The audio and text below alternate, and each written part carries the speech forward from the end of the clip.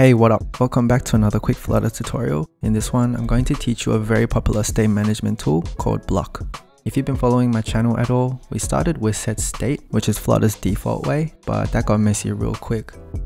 And then we moved on to provider, and now as our apps are getting bigger and more complex, we're going to need to level up and use something a bit more powerful. Now keep in mind, everything I'm about to teach you is found in the BLoC's official documentation, so check that out if you want more detail, but I made this video to help out any other beginners getting started. Now before we get into the tutorial, just keep in mind that the basic idea of this whole thing is to write clean code so that it's easy for us to read and maintain. The way to do this is to separate business logic from the UI components, and that's what BLoC stands for, by the way. Business Logic Component. Alright, sweet, let's get into it. So I've opened up a brand new Flutter project, and you should just get this demo counter app. Now I'm going to delete everything below the main function so that we can start this from scratch. And let's try to recreate this counter app using BLoC. So let's just create my app and give it a blank scaffold. So if you save this, you should just have a blank white app like this. Now let's create a new folder called counter. And the first file I want to create is counter_cubit.dart. So this is the first thing that you need to know. A Cubit. It's a simplified version of BLoC for easy state management. And so let's create our own counter_cubit. Now the first thing we're going to need to do is to open up your terminal and let's add in the BLoC package. So type flutter pub add flutter BLoC. Cool, and then let's create our class called counter_cubit, and we can extend our Cubit, which you can see there's the package we just imported. So hit enter to auto import. Every time we make a Cubit, we have to define the type. So let's just say integer. Just like any class at the beginning, I'm just going to create a constructor to accept the initial state. And we're going to have two methods here. So one for incrementing and one for decrementing. So when this method is called, you can use this emit keyword, and whatever the current state is, let's just add 1. Similarly for decrement, let's say whatever the current state is and subtract 1. And that's it, we just created our first Cubit. So now I'm going to create another file called counter_page.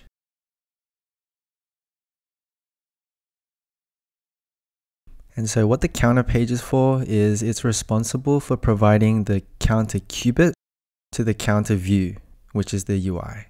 So the main thing here is you want to use a BlocProvider. So let's just create a stateless widget called counter page. And when I return this, I want you to return a BlocProvider. And in the create, we can now pass through our Cubit. And for the initial state, let's just say start from 0.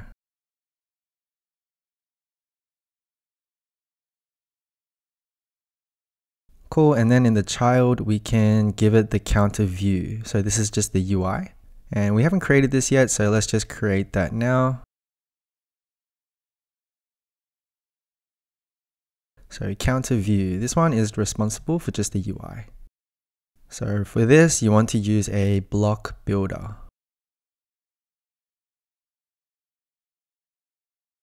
So when we build the UI, we've got the scaffold.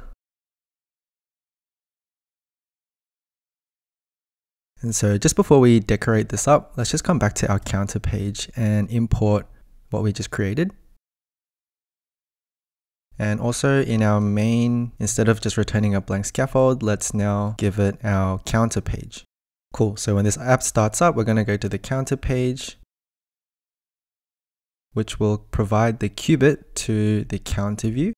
And the counter view is the UI, so we can now just start decorating this up. So in the body, we can use a BlocBuilder, and you just need to specify that we are looking at our Cubit and the type is the integer. Sweet, so if you look at the builder, we can now return just a text widget, and let's return that state as a string. Cool, and finally let's just center this so that we can see it in the middle. There it is, looks like the number is tiny, so let's just increase this font size to 50. All right, there we go. Cool, and then below this, I want to have some buttons.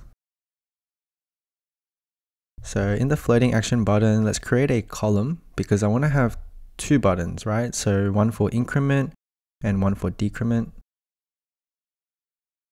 So just starting with the first increase button.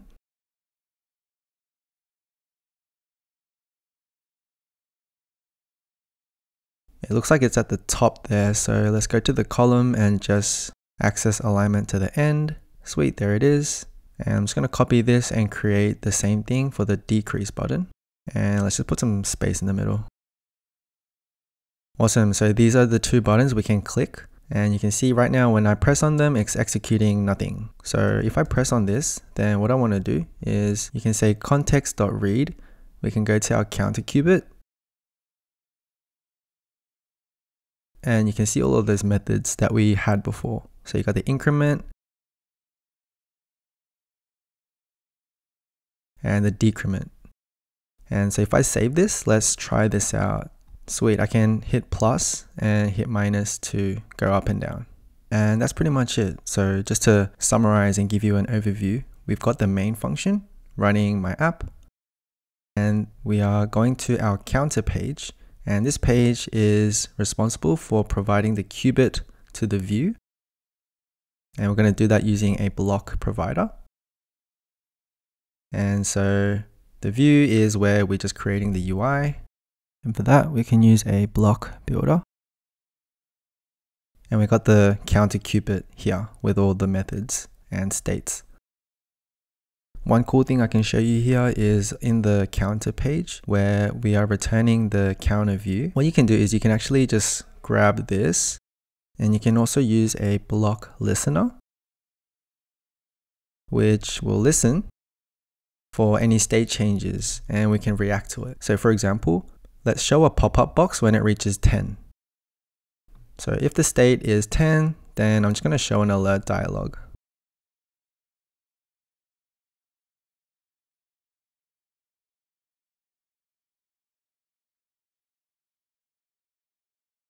And under this, make sure to give the counter view as the child like we did before. And so if you just save this, if I increase and we get to 10, then you can see there's a little message pop-up box here. So that's really helpful when you want to react to a state change. And one last thing I want to show you before we finish is in the counter Cubit, we had the increment method, decrement method. You can also have an onChanged. So when the state changes, you can do something. For example, anytime that the state changes, let's just print the change into our console. So if I open up my console, every time I increase or decrease and the state changes, it'll print what the change is looking like.